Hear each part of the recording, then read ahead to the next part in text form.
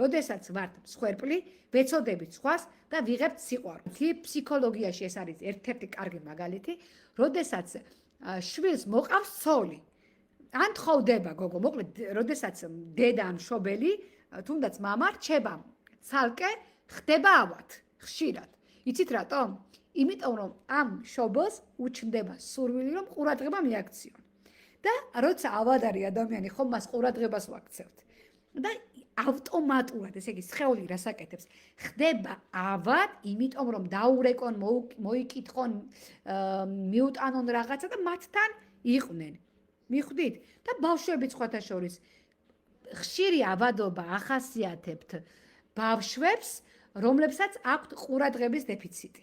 დედები, რომლებიც ვერ აქცევენ შვილებს ყურადღებას, მათი ბავშვები ხშირად ხდებიან ავად. სიყვარული რომელსაც აკლია. რატომ? როდესაც ბავშვი ავადა, მას ჩვენ ყურადღებას ვაქცევთ, ვეფერებით, წამლებს ვასვამ და დროს უთმობთ. ანუ ადამიანის ფსიქიკა ასე მოწყობილი, რომ მას სჭირდება ეს ყურადღება და რახან სხვა რაღაცებით ვერ იღებს, ცუდად იხდენს საკუთარ თავს, რომ ეს ყურადღება მიიქციოს.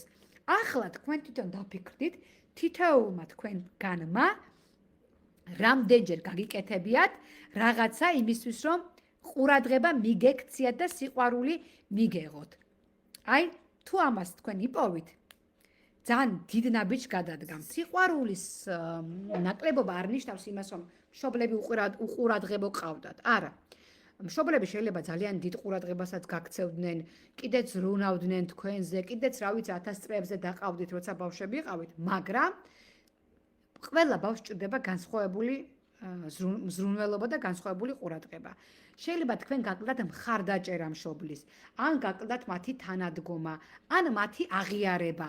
ანუ რაღაცა დეფიციტი გაქვთ, სხეულში გაქვთ რაღაცა დეფიციტი, რაც დაგაკლდათ და ის გამოვლინდა ახლა ავადმყოფობაში.